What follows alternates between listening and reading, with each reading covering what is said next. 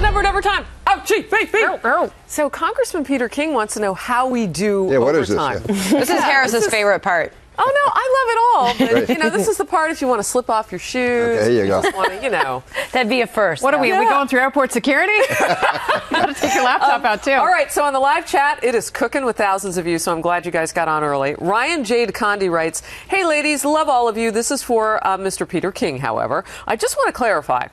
Everything that happened in Florida and Colorado this past Saturday concerning the delegate crud is legal and fair? It's probably illegal because that's what the rules are. Whether it's fair or not, it depends on how you interpret it. But again, I'm not aware of exactly what happened in Colorado. I mean, Manafort says that there are some instances where the rules were violated, but you don't have to abide by any democratic procedures. You go by the rules, and this has been forever, really, when it comes to conventions, when it comes to nominations, and that's where Cruz, who was smart enough to anticipate this. Yeah. He may be fast, he may be loose, but it's probably within the rules. I'm not saying that makes it right, but it's probably within the rules.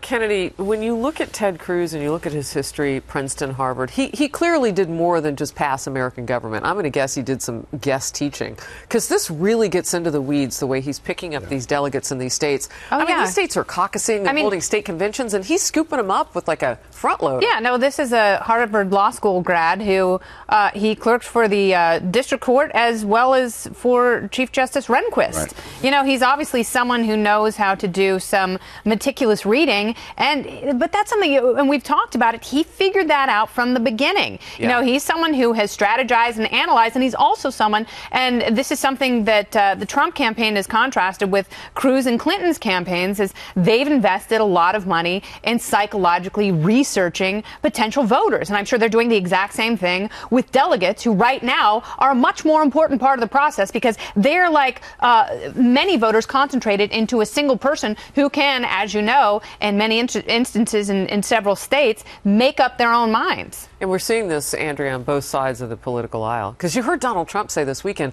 look, it's happening for Bernie Sanders, too. 8 out of 9 states. I mean, he walks away with victories, but he still has so far fewer delegates than Hillary Clinton. And then there are those super delegates that wear the red capes and fly around like Superman. God bless Bernie. He's going through this process knowing he's never going to get it because it will be denied to him because of the way that the Democratic Party structures their election. I mean, someone promised him a bowl of oatmeal at the convention in Philadelphia. Maybe some Ben and Jerry's. I don't know. Congressman, you said something so important during the show when we were talking about Iran, that members of Congress, they don't seem to think that foreign policy and homeland security, I know for you it's a big deal. Not only are you on the committee, you used to chair the committee, but what are we going to do in states like New York? I mean, I mentioned Chuck Schumer. He feels that the administration's been retaliatory towards him for objecting the Iran deal.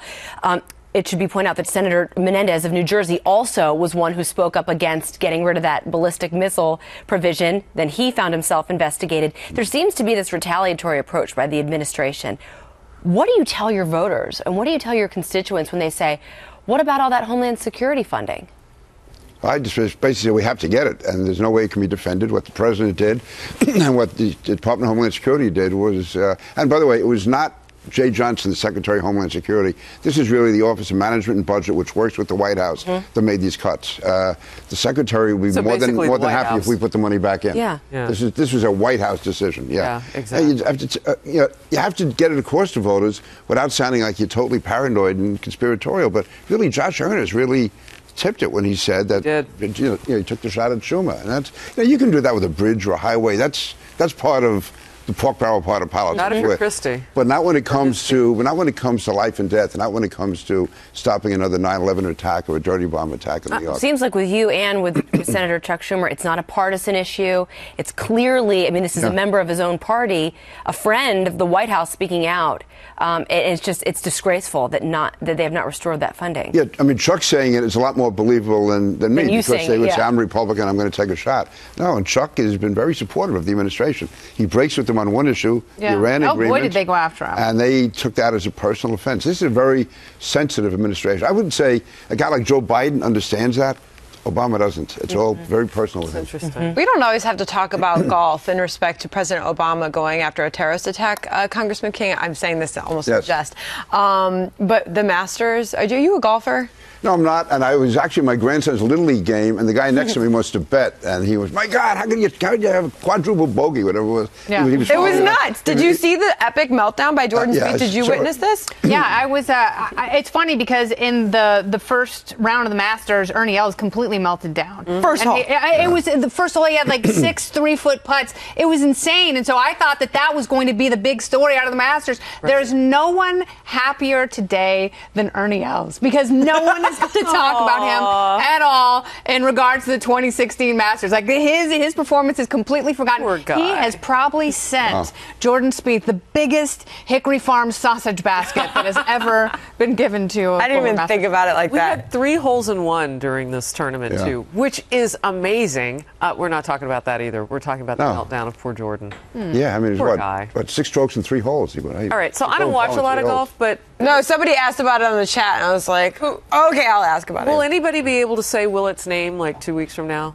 Like, I think I think he's a compelling story. I mean, he's a young golfer. I mean, he's not American. He's British. But, I mean, that was a really neat story. Like, he was the last guy to sign up for the Masters. Yeah, he was number 89 because his wife had a baby. Just had a baby. And she was due on the day of the final But it took round us of the 5 Masters. minutes of the conversation before we got to his name. Right. We're talking about Exactly. sports. Good thing it wasn't McElroy. I mean, sports can be very cruel. Ralph Frank was a good friend of mine. He's the guy that threw the home run pitch back in 1951. Every morning he wakes up, that's what he thinks about. Wow. Because when he goes, he mentions it right away. You said, yeah. I mean, wow. Wow. I mean, that's it. I mean, he doesn't tell me that, but I know because whenever I talk to him, he Imagine talks having about a it. moment in your life like that. You think about it every Oh, morning. Bill Buckner.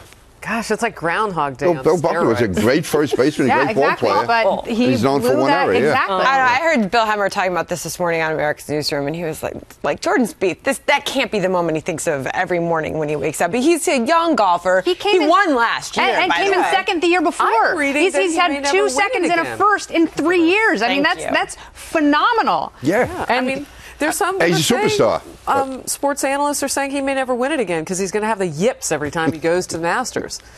Anyway, back So to you the don't chat. have to golf to be a politician then? No.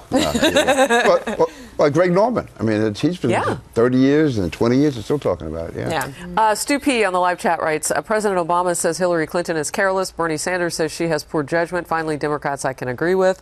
Matt Rock 224 says, Mr. King, will you accept a VP nomination? that one. Prairie Dog 223 says, for Representative King, Harris, do you believe the removal of DoD families from Turkey is an indicator of the expansion of the Islamic State, or is it due to the radicalization of the Turkish population? Choose whichever one you want. Yeah, I would say it shows the influence or the impact of ISIS within Turkey. And also, I mean, Erdogan is a terrible leader, but also it's much more dangerous in Turkey than it ever was. Can I ask you a question in that vein? Well, thanks for coming, Congressman. Israel, the foreign minister said the United States has to look at their allies who are arming ISIS. Who are they talking about? Are they talking about Israel? About Israel? I'm wondering, that Iran's foreign minister said that the United States should not be focusing on the Iran deal. They should be focusing on their allies who are arming ISIS. Who are they talking about? No, Israel's not. If anyone, it could be the Saudis. It could be some of those small Arab states who where money and weapons disappear. But I don't know who they would. I don't want to say anything probably. Yeah, gotcha. No, we understand. And you know what? We love that about you, too. Because, I mean, we've had these discussions of how much information do we really need as an American public to be out there. Right. There's so much out there now. And you're talking about a section of the world where there's not many people you can trust. There's a lot of double and triple dealers in that part of the world. You can trust the Israelis. You can trust the Jordanians. You can pretty much trust the Egyptians, and that's about it, I think. All right. I'm in trouble. Nancy Todd says, Harris, Danny Willett went to Jacksonville State University in Alabama, so we will remember him. They're all worked up about this. All right. Okay. So great to have you. All right. Thank you. Yes, to have you, We'll see you back on the TV version of us tomorrow at noon Eastern.